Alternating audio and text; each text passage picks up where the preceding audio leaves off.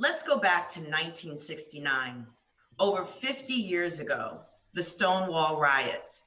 In the early hours of June 28th, New York City police raided a gay club in Greenwich Village called the Stonewall Inn, hauling patrons and employees out of the bar.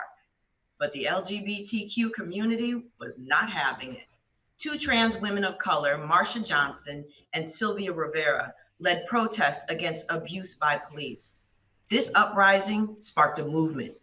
That movement became Pride, a movement for equality, a movement against police abuse, a movement that resonates more than ever today. Good morning, I'm Leah McGowan here, and welcome to another one of our live weekly conversations as part of our Leading Through Change series. And this one happens to fall on the same day of a very big ruling from the Supreme Court in favor of the LGBTQ rights. Yes, and we'll be discussing that later with our guests. Here in San Francisco, the 50th anniversary of Pride Parade was set for this month, but it was canceled due to COVID-19, as were most global Pride celebrations. But equality is one of our core values here at Salesforce. It's central to everything we do. And that's why we're dedicating today's show to honoring Pride and the entire LGBTQ plus community with a special episode on equality, inclusion, and standing up and speaking out for what you believe in. Megan Rapinoe and Janelle Monáe certainly know a lot about speaking out for what you believe in and using your platform to drive the change that you want to see. Megan is a World Cup champion, an Olympic champion, a hero to my daughter's best friend. She spent last summer on all of our TV screens and the covers of magazines as she led the U.S. women's soccer team to a victory in France. But not only is she one of the world's best athletes, she's an outspoken activist for equal pay and for the LGBTQ plus community. Janelle, she is amazing and a Grammy-nominated singer, songwriter, actor, and producer. She identifies as queer and has been a real leader in the LGBTQ plus community. And both Janelle and Megan have long been vocal in fighting racial injustices, an issue that is definitely on top of our minds today. Now, at the conclusion of this show, Janelle will have a special performance for us exclusively on Salesforce Live. So for those of you watching on Twitter, you're going to want to join us on salesforce.com/live to see that portion of the show. You might as well jump on over now. As we do every week with Leading Through Change, a call to action. This week is no different. This week, we're supporting the Trevor Project, which is the world's largest suicide prevention and crisis intervention organization for LGBTQ youth. The organization works to save young lives by providing free, confidential suicide prevention and crisis intervention programs. A majority of the youth choose to contact the Trevor Project rather than other providers because the organization is LGBTQ affirming. So to help, please visit thetrevorproject.org/donate. Now, with that, it is my honor to bring to you Megan and Janelle. Thank you so much for coming to the show. Good morning. Thank you for having me. Oh, good morning. Thanks for having us. It's such an honor. And I know that we were shuffling a lot on the schedules, but look where we ended. It was meant to be today. I mean, this is amazing. I want to start exactly with that. The news from this morning. The Supreme Court ruled that the Civil Rights Act of 1964, protects LGBTQ employees from workplace discrimination. This is a massive, massive ruling, and it's pretty hard to overstate the significance here. Would love to hear your thoughts on this. That's exactly what start. Or Janelle, go ahead, please. Yeah, that's exactly what they should be doing. Yes. We're talking about human beings. We're not talking about objects, inanimate objects. We're not talking about anything other than life and being able to live in peace, in love, in freedom, and not have to worry about being discriminated against because of who you are. It's upsetting, that it even had to be a ruling around human life and health and well-being and security in your jobs and finances. So a part of me is really excited, that they made the right decision, but let's talk about why that even had to be up, why this administration thought that it was okay to push, an agenda that discriminates against, the LGBTQIA plus community. We need to talk about that, and we need to abolish that system that even led us to having this moment. Absolutely. Absolutely. Megan. Yeah, I feel the same. Just to echo, like, we're not some abstract idea. Like, we're the person in the workplace who does whatever job and who could be fired just because they're gay or lesbian or trans or whatever it is. Like, we're not some idea. We're people, we're human beings, we're in your workplace, we're your family, we're like everything and everyone and everything that you are. So, I mean, I agree with Janelle. It's like, I mean, good job, I guess, but like, you're not getting a ton of congratulations from here for just simply doing the right thing and for reversing this. I mean, I think my feelings on the Trump administration are pretty clear at this point, but I think this is just yet another example of the othering of people. And if you're like white, male, old and rich, I guess like you got all your rights, but for the rest of us, they try to strip those every day, not only in sense of policy or laws, but the way that the administration speaks, the way they speak about people, the way they treat people. We've seen this with the protests, and everything that's come from that. So I feel like it's a good step forward, obviously, and it's a good thing that it happened. But yeah, why are we living in a system and in a society that thinks it's even okay to think this, much less put this into law? So it is a big day and it's a big win, and we'll continue to make progress. But just for everybody to know, we're not some abstract idea. Like, I'm you. So just whatever you would want for yourself, that's what I want for myself as well.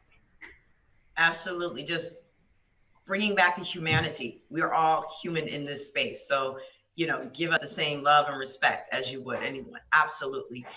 Janelle, we've seen the topic of racial injustice come to the forefront after the tragic murders of George Floyd, Breonna Taylor, and Ahmaud Arbery. And when all this went down, you tweeted, "I'm tired of talk. We need action." And as a matter of fact, before you agreed to do this show, you wanted to make sure Salesforce was taking action. You held us accountable. You used your platform to make sure we were taking those actions. And for that, I honestly thank you. And how would you encourage people watching today to work towards ending racial injustice and using their platform as you did to make change, no matter how big or small? Well, I'm a part of the human fabric, humanity. And, when I'm speaking, I'm not speaking from an artist's perspective. I'm speaking from a young, Black, queer person who grew up in the middle of Kansas to working class Baptist family folks. And when I look at all of those names you mentioned, who we lost at the hands of police, of murderers in the police force, I'm speaking as that person who has to figure out how we're going to go to the funeral of our brother and our sister. I've lost people in my family at the hands of the police. And I think at this point, tweeting and talking and hashtagging, that's not enough for me. And also, I'm tired of us as Black people talking about this. You've heard our voices. You see us out there marching. You see my people out there marching. You see the LGBTQIA plus communities out there marching on behalf of police brutality, murderers in the police force who have killed innocent people, unarmed people. And I'm, for the lack of better words, angry, upset, all of those things. And I just want to say thank you to everyone out there on the front lines who are marching, who are risking not only their lives, in addition to their health, because we're still dealing with COVID-19. I just want to say thank you to those who are out there on the front lines, who are marching. On the other hand, this is a moment for white people to stand up and to show up for us. And I have been hopeful as I've seen the amount of white folks out there putting their bodies in front of Black bodies as we protest, because we know that police are not as quick to put white people in jail when they're out there protesting. They're not going to be shot as quickly as, Black folks who are out there protesting peacefully. And I just think this is a moment to think about why. Why are we in this situation? Why are we marching for Black lives? Why are we treating Black lives again like objects, like some abstract idea, in the words of Megan? Like why are we doing this? And how did we get in this situation? So this is a moment to white people to talk to families about racial profiling, about the system of white supremacy that their ancestors started, about the systems of systemic racism that have all played a part into how we're here right now talking about Black lives and the values of Black lives. We need to have those conversations, and that's what I am looking forward to hearing more of. Why are we having to protest over Black lives? Why are we screaming Black Lives matters? Who started the power dynamics, or who started this oppression, and how can you end it? Yes. Megan, you've been vocal about systemic racism for years, and as an ally, what has it meant for you over these last weeks? I mean, it's been, I think, like Janelle said, it's been encouraging just to see how many people are out in the streets, how many more people I think are frankly not saying all lives matter. Like they actually know that they can't say that anymore. So we're making some progress forward. What was so, disheartening and sad, honestly, when, back in 2016, when Colin kneeled and I kneeled alongside him, was how many people actually, whether they were saying this or not, how many people actually just didn't believe Black people. Because it's like, if you're saying all lives matter, if you're saying it's about the flag, if you're saying this, what you really are saying is like, I don't believe the collective voice of Black people. Because if you believe what Colin is saying, you don't go then and say about the flag. You don't go then and say about all lives matter. You don't say that. You sit back and you listen.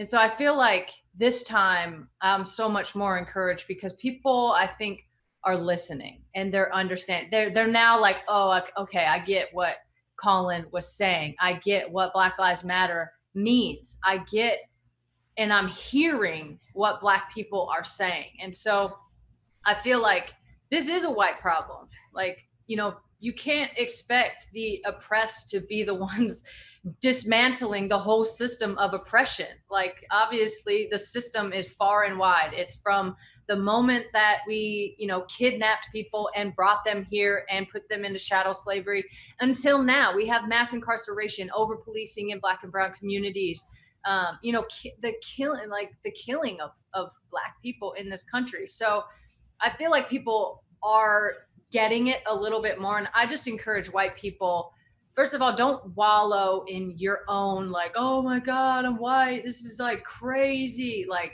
don't tell anyone this is crazy. That just means you haven't thought about it until now. Keep that to yourself. Like, yeah, honestly, keep it.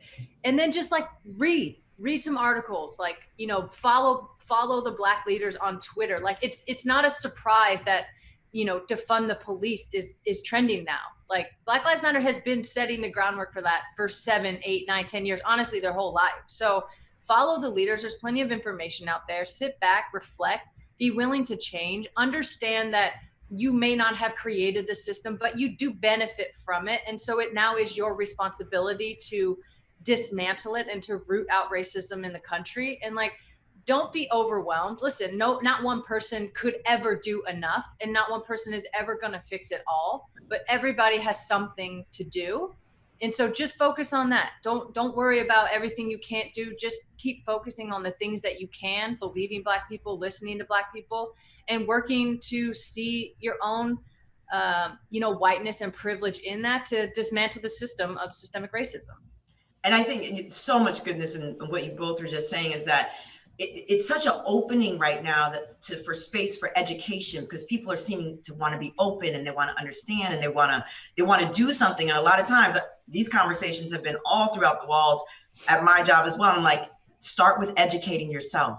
Start with learning. How do you fight systemic racism if you don't know what it is? You've got to learn about what it is and know what you're fighting for. So education is just so huge right now in understanding this problem. So thank you for sharing that. And you did hit on something. You were one of the first white athletes to kneel with Kaepernick. And just last week, the U.S. Soccer reversed their policy that players were not allowed to kneel for the national anthem. How did that make you feel? I mean, I'm happy that they obviously reversed the policy. I thought actually the language in the statement was pretty strong. I think the admission of guilt in saying that it was wrong at the time, it's wrong now. We understand that. We didn't listen to Colin. We didn't listen to Black people. We didn't listen, period. And they haven't done enough, I think was really important. That's like the first step in a million steps. So you're not going to get tons of congratulations from me, because quite frankly, I thought the position from the jump was just and will always be a huge stain, whether that be for U.S. soccer or people who opposed it, or the NFL or whatever. But it's a really good first step. And I now look forward to holding their feet to the fire and seeing what we can do at the federation at that sort of level, to root out racism and to, hopefully make it a more equitable place for all the people who they represent, which is literally all of America. Awesome. And when you did cross into the lane of racial injustice, there is this crossing into intersectionality, that all of these fights, the LGBTQ plus IA, equal pay, racial injustice, there's a huge intersectionality. How did you see that to come? Like, a lot of people were like, I'm staying in my lane, I'm fighting for this or I'm fighting for that. But truthfully, if one person's down, we're all down, right? If one suffers, we all suffer. So what made you see that and take that knee initially?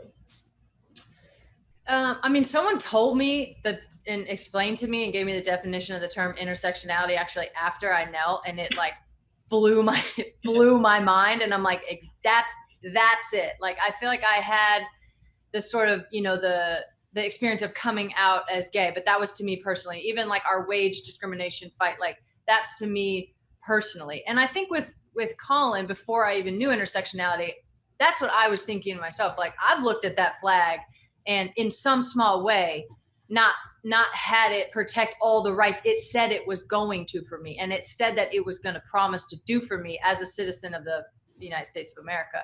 So I think I sort of subconsciously realized it a little bit. But then, someone told me, my friend Jess told me about intersectionality. I was like, that's exactly it. Like, if I'm going to sit there and ask for other people to get on board with pride and to, respect me and to, allow me to have my full rights and just to hear me out, even though they haven't walked a mile in my shoes, like, I don't need to walk a mile in your shoes to believe you. Right. And so that was my thing with Colin. Like, I was like, well, clearly there's irrefutable evidence this is happening in the country. So how can I play my part in trying to dismantle that system that has been detrimental to so many people for so long? Yeah, amazing. Janelle, let's talk about Pride with this year's 50th anniversary celebration canceled here in San Francisco. And, this event started as I mentioned in the opening, with the Stonewall riots back in 1969 with Marsha Johnson and Sylvia Rivera, which led to the protest. I want to get a sense of what that event and that celebration means to you as a significant touch point every year. Oh, it is, Marsha and Sylvia are, heroes and perfect examples of intersectionality, and like, also feeling like so many of us now are trying to carry that torch the baton that they passed on to this next generation of folks in the community, you feel a deep sense of responsibility because of just imagine growing up in that time. Not only are you dealing with, fighting against discrimination for being trans, also being Black, being, brown folks. And it's really, it just makes you want to fight because you don't want any of that to be in vain. It started with, we wouldn't have pride, as we all know, if they did not stand up to the police, if they didn't riot, if they didn't speak out. And I think that we're just building. I'm trying to just build on, make them proud, and not at all feel like people can take that away from us. I think they planted the seed. It's up to us to water it. Hold on. Welcome to live. We're all working from home. Welcome to Zoom. Work. I'm trying to keep my kids down in the background over here. I'm like, be quiet. Be quiet. But Megan, you grew up just a few hours north here in Reading. When did Pride come into your radar? When did that become a point for you? Not until college, to be honest. I'm not sure where I missed it along the way when I was growing up that I was gay, but as soon as I figured out that I was gay in college, I was like, oh, that's pretty embarrassing. You didn't realize that before. It was very obvious, I thought. So it really wasn't until college. I'm from a pretty small, very conservative area. So I don't think we had pride parades going on in my town when we were growing up, but I went to school in Portland, Oregon, obviously, very liberal and open to the LGBT community. So that was kind of my first experience with it. And I was just like blown away. I mean, to have this sort of celebration and like at the same time, this honoring of what has happened before, and to realize how much better we have it than, Marsha had it. And people during that era, it's almost like you don't want it, like Janelle said, you don't want it to be in vain. It would almost be a slap in the face to not continue to celebrate and to continue to make it better for the people that come after you. I think that's a big part of it too, is like, we've been given this torch and been given this runway, and they cleared it as much as they can. And now it's our responsibility to continue to clear it as much as we can and continue to move that forward and take that responsibility on yourself. There's a reason that I can walk around these streets and be out and be gay and be who I am and say it everywhere and anywhere. It wasn't always like that, even within our generation. So, and even now, I mean, some people in some areas of the country and the world can't do that. Yeah. And so to understand what a privilege that is, and for the people who fought for that, it's just like a celebration and an honoring of those people every single time, and to be able to do that every year. I mean, gays just have more fun too. We're just going to throw that out there. So like our parties are just better, and like our people are just cool. I'm just not cooler, but you know what I'm saying? So it's just like, it's just fun. It's a celebration, but it's also like a very heartfelt, like, we fought for this and we deserve this, and we're going to continue to fight for it. Right. Now, Janelle, I know you were in the midst of saying something before. I wanted to give you space to finish that up. No, I think Megan continued on, really what I was saying, but just making sure that we use this moment to honor Marsha and Sylvia and all of those who, I look at them in the same way as like a Dr. King, Malcolm X, like Angela Davis. They should be up there. For me, I'm not just Black, I'm queer, for me, having that feeling like I can walk around and I can say that proudly. And it's not because of my own doing, it's because of the work and the foundation that they laid. So that's how I want to, continue to honor them. I was supposed to be performing in New York, and that got canceled, but I'm going to do something online, virtually. I didn't go to my first Pride parade until last year, actually. Yes, absolutely. And it was amazing. It was in New Orleans. When I perform, when I'm on stage, my whole crowd looks like Pride Parade. So Pride Parade, like everybody's there. It's super loving, super inclusive. You know, and I feel like this is a time for this next generation, because I think this next generation like gets it. Like they're not backing down, so much more open, so much more just like evolved, you know, Right. around so many topics. And they're marching, they're challenging their parents, and that's what you want. And so I think this is a perfect time to continue to speak Marsh in Sylvia's name, and to honor them, you know, through our words and through our work, not just our words, but through our service. That's right. That's Yeah. right. And to your point, Janelle, around this younger generation, I mean, my kids, I have twins that are 11. They correct me. They're like, "Ma, such and such's pronouns are they and them, not Yeah. she." I'm like, okay. So it's just a beautiful thing. It's like, that was definitely not in my vocabulary at 11. It is. So the work is continuing. Janelle, I want to talk to you about Michelle Obama said about you, "No one stands in their fullness of power quite like Janelle Monáe." That is a powerful, powerful quote. The fact that you walk in your power, that's something that many of us strive to do all our life. How did you get there? What advice would you give to people to get there? Or were you just born with like, "I got the power," and you were walking in it? No, absolutely not. Um, you know, listen, I think walking in your power is an active choice.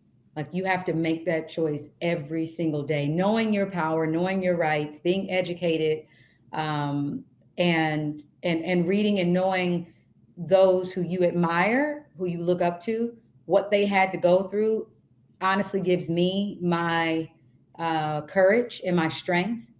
Um, as I mentioned earlier, I grew up in Kansas. I grew up, you know, my parents were working class. My mom's occupation, she was a janitor. My dad was a trash man. Like I was a daughter of essential workers, and my grandmother as well, who picked cotton in Aberdeen, Mississippi. She was a sharecropper. And so I think growing up, you know, in a lower class community, being Black, um, I've been able to see both sides now, having been an artist, traveling around the world, being in rooms with folks, you know, that I just had never dreamt about, or that I dreamt about growing up. Seeing both sides, I try whenever I can, if I'm in the room with someone who can make some decisions to better the communities of marginalized folks. I'm going to say it, and I'm going to ask, and I'm going to advocate on behalf of my people. And I think that has to do with me growing up. I grew up in a family. I had 50 first cousins. So I grew up in, yes, a built-in community, and we took care of each other. We were babysitting, we were washing dishes. If my auntie had to work, I was there watching her kids. We stayed with like I grew up with taking care of your community. And I just try to use my power to do that. Not everybody has to do that. That's not everybody's calling. I didn't know that was my calling.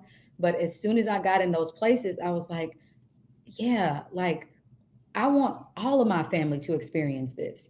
I want to get rid of those lines of division of, oh, if you come from this place, you can't be in this room. No, we're in this room, we're here, and we are going to have the same freedoms that you have been privileged to have. So yeah, I'm scared most times. I also therapy, trauma. I had to deal with a lot of that. You know, my dad was in and out of prison growing up, so I dealt with a lot of abandonment issues. And even in terms of like, you know, speaking freely about who I am and where I come from, all of those things, I had to dismantle a lot of my own, you know, trauma, and it took some time, and it's still taking time, you know. But I think that we have to understand that freedom is not free. It's not free. You got to fight for it every single day, and that's what I try to do. And it sounds like when you're saying walking in your power, it's not just about you and owning yours, but creating space so others can Absolutely. also walk and own their power too. Absolutely. Yeah, Yes. it doesn't work for me if it's just me. Yes. It's a experiences, life, love, all of that is better shared with the people you love and you care about. Yeah. Absolutely. Megan, how would you say you walk in your power and empower others around you? I think it's a lot of what Janelle said, to be honest. Yeah, first of all, it's always scary. So I'm always sweating and always like have my heart racing when I'm about to do something wild. Yeah. But I think like I sort of had this switch of like, if ever I'm about to, say something to the power or to the room or to the people, whatever, like I say it with the people in mind. Like Mm, I don't think about who I'm talking to. I think about who I'm speaking on behalf of. yeah. And it's always so much more than the person that you're talking to. So it's like, even, after the kneeling, I realized one person ever in these last 5 years has come up to me in person on the streets and said anything like, I didn't agree with what you did. One person. And that was just recently, to be honest. Every other person is like, that Yeah. was cool, or you inspired me, or thank you for doing that, or keep going, or whatever it is. So like, I just feel like I understand and feel very lucky to be in the privileged position that I am. Like, I am white. That comes with privilege. I play for the United States of America and get to wear the flag and therefore get to speak on behalf of the flag in America. That's a privilege. Like, I'm an athlete in a culture that glorifies sports. That's a privilege. And so, like you were saying, like, what's what's the point of having success if you're the only one that Yeah. has it? When you see inequities happening, or you see racism happening, you see that gay people don't have other rights or whatever it is. So I always feel like I try to, you know understand and dismantle, okay, like I have the microphone right now, but I didn't just build this platform out of nowhere. Like I didn't get to where I was last summer without Colin and without Black Lives Matter and without Yeah. Tarana Burke and without all these people doing all this work. So when I get up there, I'm going to say that the institution or the room or the person might not have wanted to invite that person. They may not want to invite Colin or the co-founders of Black Lives Matter or Tarana Burke, but it's like, so you felt more comfortable inviting me. So now Mm, I'm just going to talk about them and I'm going to say why I'm actually up here. And it's like, yeah. things culminate in different voices and personalities at different times for different reasons. And I feel like I always try to kick it back to all the people that Mm, really are the reason that I'm here and sort of give that credit, because it's not mine to take. I didn't create it. I'm just, have the microphone right now. And so try to do it responsibly, and always speak on behalf of the people, really. yeah. It's sort of like because there was a campaign that just launched. I don't know if you guys had a chance to watch it online, but it was called Share the Mic. And it was, a lot of Black voices in the community, like the Tarana Burks, Black Lives Matter, ACLU, so many amazing women, Black women and activists took over the pages of other white women who had large followings. And it's almost like sharing the mic, us sharing the mic, not speaking for, but just saying, or using that moment to amplify their voices. Yes. The people who do this work every single day. People have called me activists, all that, but no, there are people who are out there on the front lines day and night. They're eating, breathing, sleeping this stuff. So it's like that. It's like you feel, I think when you get the platform that we have, it's like you just want to share the mic, like you want to amplify their voices in a deeper way. And only mostly artists and folks with these platforms, they can only understand that. Like it's because everybody's always asking, well, what are you wearing or what are you doing? And it's just like, that is not where our spirits are right now. That is not where our country is right now. This is not how I want to use this platform of however many millions of people are looking at us. And so I just want to say thank you to Megan for feeling that, because in the same breath, like us having this platform and feeling that responsibility, there are other people who don't Exactly. and opt out, and I always tip my hat and commend those of us who say, you know what, we're not perfect, we're not going to say and get things right, but one thing is for sure is that we care about community and we care about our communities, and we understand our privilege. We check it all the time. And it's going to take that real checking of privilege, real checking of how can I be a better ally? How can I show up for folks who may not have the same freedoms as I do? It's going to take us checking that over and over and over again. Absolutely. And I think what you both have hit on is like allyship. It is using that privilege. You'll hear a lot of people like, I felt crippled or really guilty about my white privilege. I'm like, it's okay. You have privilege. How are you using it? That's the question. How are you using it to help and empower others? That acknowledge your privilege. We all have privilege. The fact that I am sitting here with you two brilliant beings, privilege, right? So we all have privilege at some level, but it's how you choose to use it to make a positive impact in the world. That's what matters.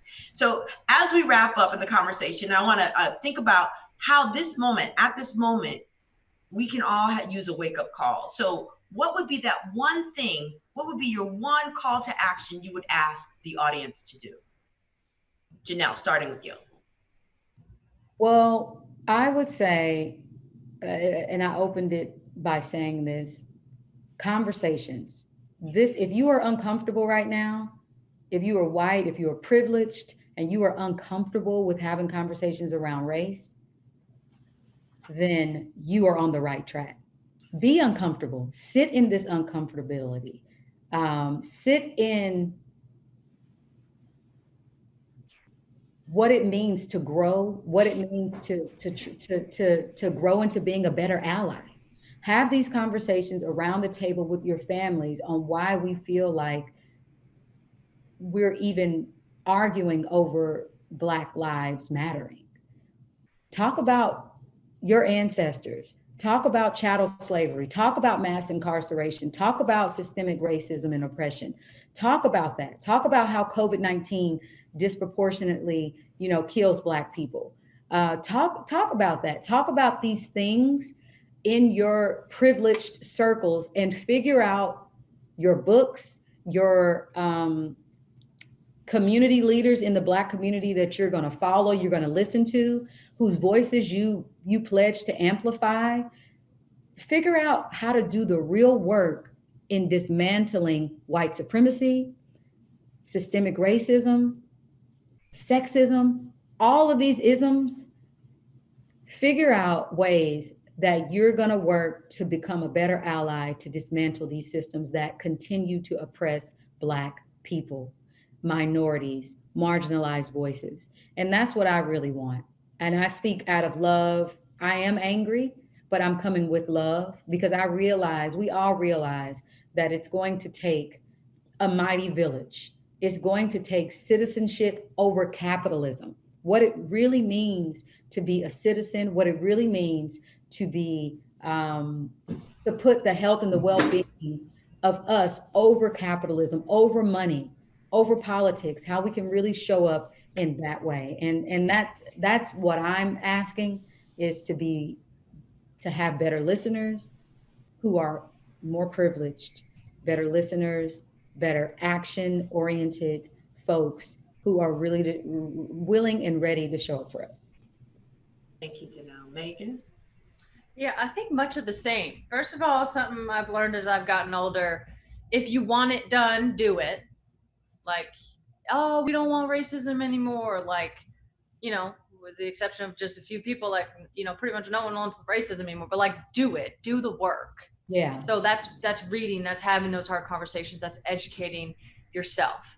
For white people, like, you're going to be uncomfortable, and you should be. It's going to be a little bit uncomfortable. You're going to say the wrong thing. It's going to be embarrassing, whatever. But like, don't let that get in the way, or don't let that be the speed bump that sends you back into not doing anything.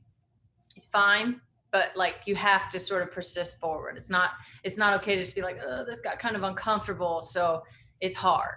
Uncomfortable is where we need to be right now. And then something I got from Monique Melton. She's, I think, Mo Motivate on Twitter and Instagram. She's an anti-racism educator. She had this great point of just make it your daily practice. If you're reading book, read 10 pages a day, read a chapter a day. But like, insert anti-racism education into your daily practice. That maybe that's with your coffee in the morning, maybe that's before you go to bed.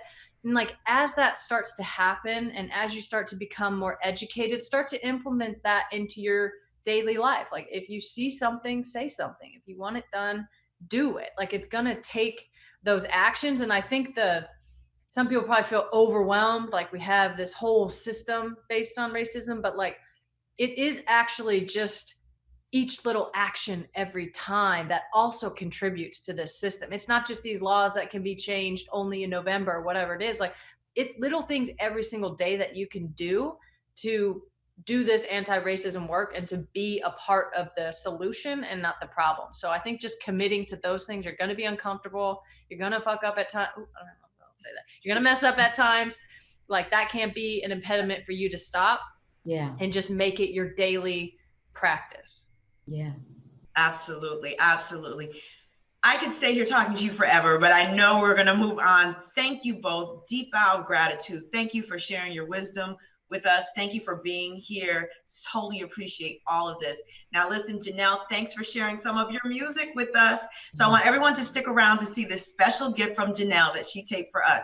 Now, before we hear that, those of you watching on Twitter should switch on over to Salesforce Live so you don't miss it. The link is salesforce.com/live. Again, salesforce.com/live. Now hurry up, we're gonna be waiting on you. So we'll see you all in Salesforce Live momentarily. Thank you. Thank you. Thank you so much.